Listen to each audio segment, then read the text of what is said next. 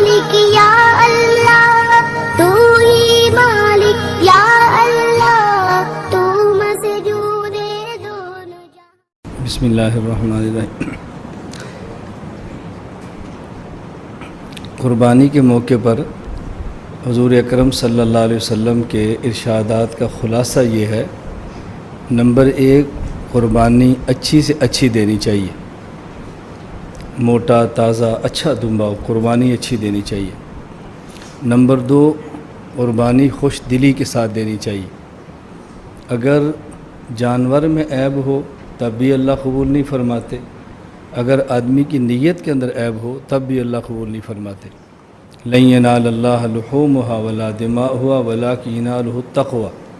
अल्लाह रब्बुल इज़्ज़त को कुर्बानी के जानवर का गोश्त नहीं चाहिए, इंसान का इखलास और हुस्न नीयत चाहिए। तो एक चीज़ का ताल्लुक़ जानवर से है और एक चीज़ का ताल्लुक़ कुर्बानी देने वाले इंसान से है। जानवर के जिस्म का ऐब से पाक होना ज़रूरी है और कुर्बानी देने वाले इंसान की नीयत का ऐब से पाक होना ज़रूरी है। नीयत का ताल्लुक़ हर आदमी के अपने दिल के साथ है, उसके बारे में मैं और आप फ़ैसला नहीं कर सकते। जानवर के अयूब नज़र आते हैं, इसलिए उनके बारे में हम फ़ैसला कर सकते हैं। तो अहादीस की रोशनी में फ़ुक़हा किराम ने बास अयूब ऐसे फ़रमाए हैं, बयान फरमाए कि अगर वो जानवर के अंदर हो तो कुर्बानी नहीं होती। वो अयूब कौन कौन से हैं, वो चंद एक अयूब का आज के सबक के अंदर तज़किरा होगा, वो ज़रा देख लें। नंबर 1, हज़रत बरा बिन आज़िब रज़ी अल्लाह ताला अन्हु फरमाते हैं, रसूल अकरम सल्लल्लाहु अलैहि वसल्लम ने इरशाद फरमाया, अरबाउन ला तजूज़ु फ़िल अज़ाही। 4 किस्म के जानवर ऐसे हैं कि जिनको कुर्बानी में देना और ज़बह करना जायज़ नहीं है। नंबर 1, अल-औरा बय्यनुन औरहा। ऐसा जानवर जो काना हो और उसका कानापन बहुत वाज़े हो। बल मरीज़तु बय्यनुन मरज़ुहा। जानवर बीमार हो और उसकी बीमारी बहुत वाज़े हो। वल अर्जाउ बय्यनुन दलोहा।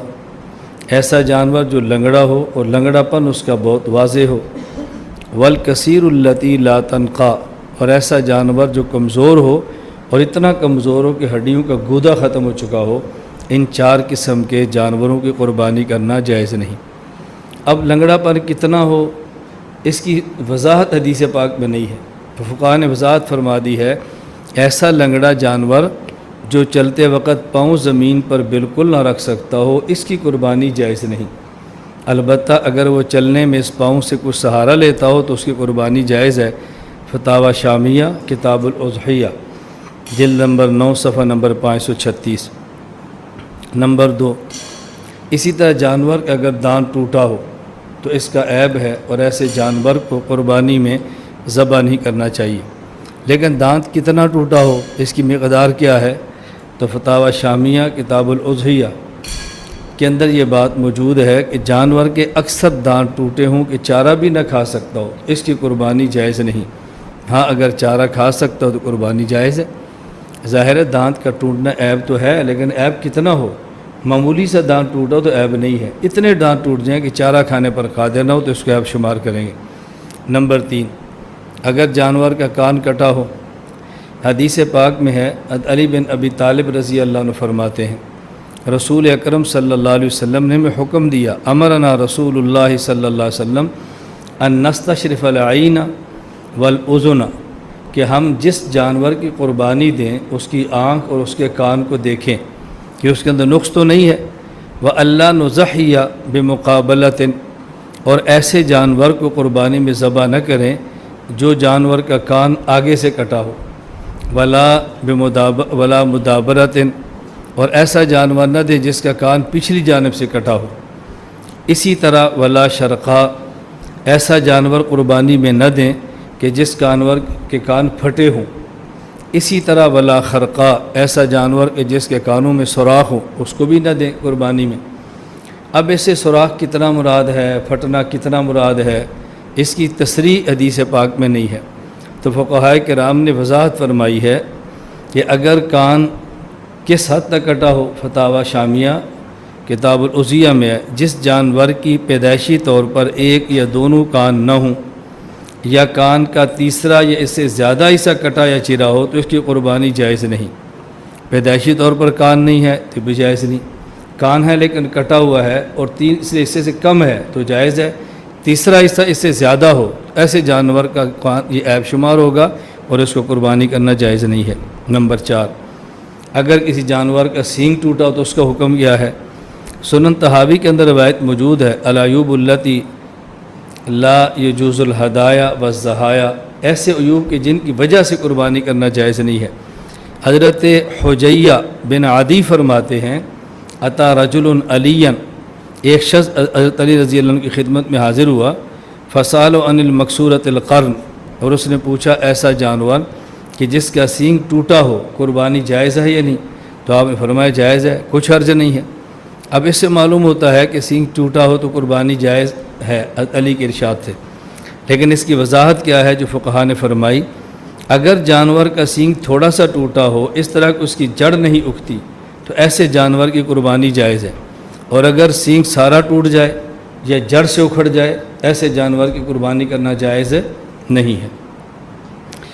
نمبر 5، اگر جانور کی دم کٹی ہو، اعلاء سنن میں علامہ ظفر احمد عثمانی رحمۃ اللہ علیہ نے باب ما لا یجوز تضحیتہ بہا وما یکرہ کے اندر نقل فرمایا ہے، اور فتاوی عالمگیریہ جلد نمبر 5 صفحہ 368 میں ہے۔ اس میں یہ دیکھ لیا جائے کہ دم اگر تہائی سے کم کٹی ہوئی ہو تو قربانی جائز ہے، اگر تہائی یا اس سے زائد کٹی ہوئی ہو تو قربانی جائز نہیں۔ جس طرح کان میں تہائی حصہ دیکھتے ہیں تو اس طرح دم کے اندر بھی تہائی حصہ معتبر ہوگا۔ نمبر 6، اگر کسی جانور کا تھن خراب ہو تو اس کے بارے میں کیا حکم ہے؟ الموجم الاوسط للطبرانی حدیث نمبر 3578 میں یہ موجود ہے۔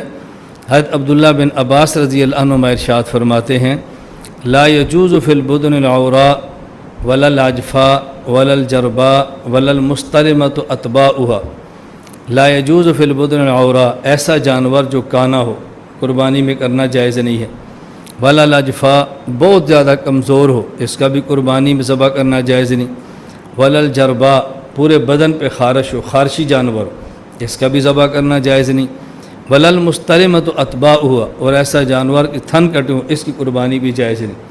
اب تھن کی مقدار کیا ہے؟ فتاوی عالمگیریہ میں ہے، گائے یا بھینس وغیرہ کا ایک تھن خراب اور باقی 3 ٹھیک ہو تو قربانی جائز ہے، اور اگر 2 تھن خراب ہوں تو قربانی جائز نہیں، اس لیے کہ گائے اور بھینس کے 4 ہوتے ہیں اور بکری کے چونکہ تھن 2 ہوتے ہیں، اس لیے فرمایا اس طرح بکری وغیرہ کا ایک تھن خراب ہو تو قربانی جائز نہیں ہے۔ گائے اور بھینس کے تھن 4 ہیں تو 2 خراب ہو جائیں گے تو جائز نہیں ہے، ایک خراب ہو 3 ٹھیک ہو تو جائز ہے، اور ان کے تھن ہی 2 ہیں، اگر ایک خراب ہو گیا تو انتہائی سے بڑھ گیا ہے، اس لیے اب اس کی قربانی کرنا جائز نہیں ہوگی۔ عام طور پہ یہ بات چلی ہے کہ وہ بکرا یا دمبا یا کوئی ایسا جانور بیل ہے اگر اس کو خصی کر دیا جائے اس کی قربانی کا کیا حکم ہے؟ خصی کا مطلب یہ ہوتا ہے کہ جانور کو خصیتین سے پچھلے کی جانب اس کی جو رگیں ہیں اس کو دبا کر اس طرح کمزور کرتے ہیں کہ وہ نر جانور مادہ جانور سے جفتی کے قابل نہیں رہتا۔ خصی کا معنی یہ ہے، یہ خصی جانور ہے، تو یہ عیب ہے یا خوبی ہے؟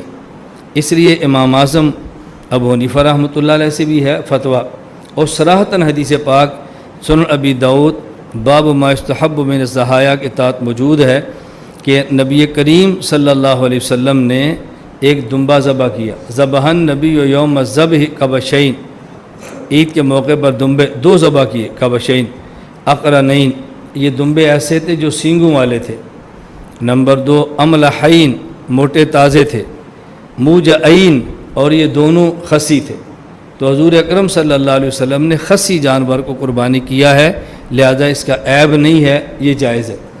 حضرت امام اعظم ابو حنیفہ رحمۃ اللہ علیہ فرماتے ہیں ان الخصی اولا، خصی جانور کی قربانی کرنا زیادہ بہتر ہے، کیوں؟